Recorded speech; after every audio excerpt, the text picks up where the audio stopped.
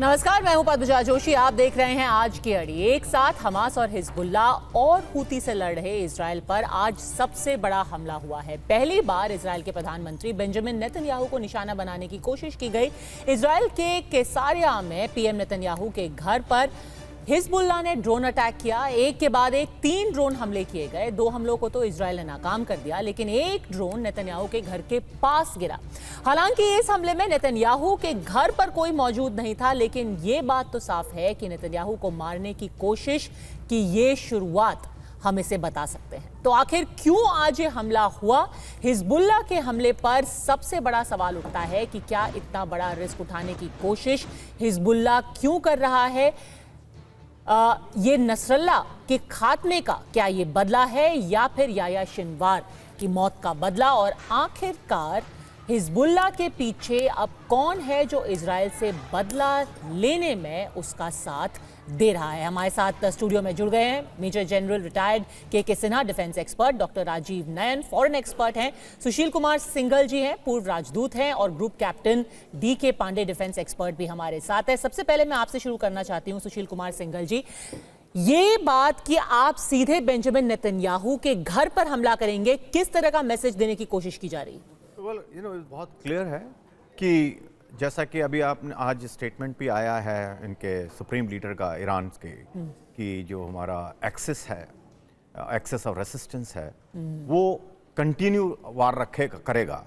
तो ये अब क्योंकि एक इनको बहुत बड़ा नुकसान हुआ है लेबनान में भी, हिजबुल्ला को भी, और ये जो परसों याह्या को मारा गया, तो उनको एक अपनी तरफ से एक कोशिश दिखानी ही थी कि हम अभी we are down but not we are out.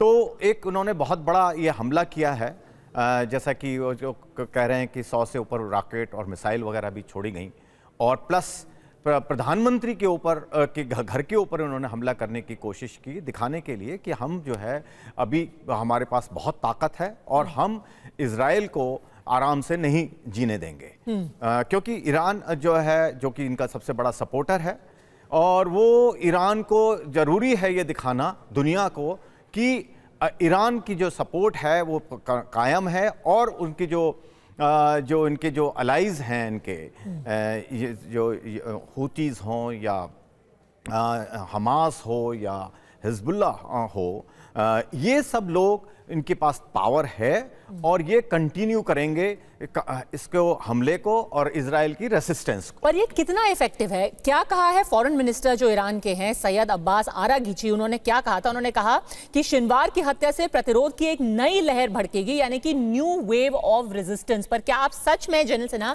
इसको न्यू वेव ऑफ रेजिस्टेंस के तौर पर देखते हैं, या फिर सिर्फ एक प्रतीकात्मक है, सिर्फ एक टोकनिज्म है, ये कहना कि भाई टाइगर अभी जिंदा है, हम अभी भी लड़ सकते हैं, हम तुम्हारे घर में घुस करके इस बार सीधे नेतन्याहू पे हमला करेंगे?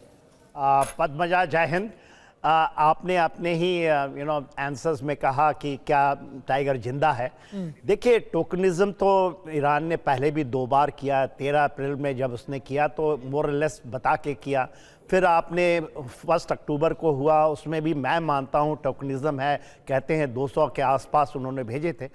हाँ, जो आप देखिए इजराइल जो है 420 किलोमीटर लंबा है, तकरीबन 115 किलोमीटर चौड़ा है।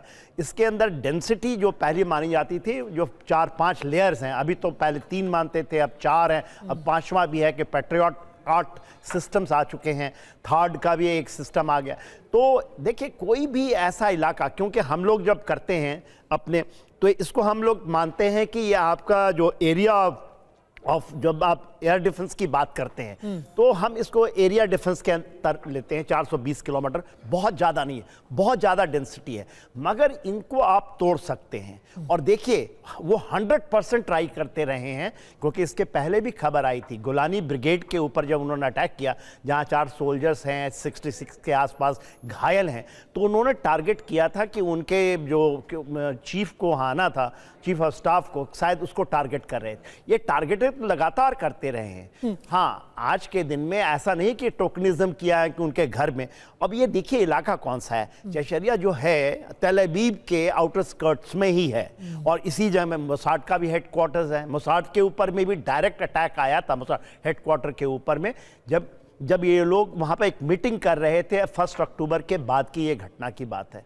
तो ये ट्राई करते हैं, हाँ वहाँ पर यदि आपकी फेलियर होती है, इसमें 3 फायर किया था रॉकेट, उसमें से 2 मारे गए, 1 वहाँ पर गिरा है, स्ट्रक्चरल डैमेज है। तो यानी कि आप मानते हैं कि इजराइल का ये बड़ा फेलियर है कि कोई भी रॉकेट आ जाता है, बेंजामिन नेतन्याहू के घर तक पहुंच जाता है? देखिए फेलियर आप कैसे कहिएगा, 24/7 1 साल से कर रहे हैं और ये आप लेके चलिए। पर आप तो कहते थे कि इजराइल का अभेद्य सिस्टम है, उसको कोई भी भेद नहीं सकता। ये देखिए, ये मीडिया में है, जो मिलिट्री चीजों को जानते हैं, कोई ऐसा सिस्टम नहीं है, चक्रव्यूह तोड़ा दिया जाता है, तो ये तो कुछ भी नहीं है। हाँ, इसको 100% आपके लिखते हैं, एक वर्नेबिलिटी का आप डिग्री ऑफ रेजिस्टेंस बता सकते हैं। कोई, मैं मिलिट्री मैन हूं, हम लोग ये करते रहे, कोई जगह ऐसा नहीं है कि आप उसको 100% सिक्योर करेंगे। आप हमारे पार्लियामेंट तक लोग आ जाते हैं, ऐसा नहीं है।